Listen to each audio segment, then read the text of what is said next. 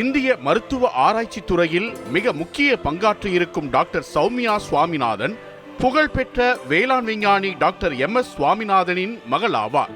WHO-வின் முதல் தலைமை அறிவியல் விஞ்ஞானியாக பதவி வகித்த காலத்தில்தான் கோவிட் தொற்று உலகை அச்சுறுத்தியது.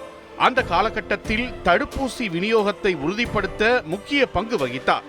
தலைமை அறிவியல் விஞ்ஞானியாகவும் இந்திய மருத்துவ ஆராய்ச்சி கவுன்சிலிங், இந்திய அரசின் சுகாதாரம் மற்றும் குடும்பநல அமைச்சகத்தின் இயக்குநராகவும் பணியாற்றியிருக்கிறார். அடிப்படையில் குழந்தை மருத்துவரான இவர் சிறுவயது முதலே ஆராய்ச்சி துறையில் ஈடுபாடு கொண்டு அந்த துறையில் பயணித்தார். HIV ஆராய்ச்சியில் உலக அளவில் மிகச்சிறந்த நிபுணர் ஆவார்.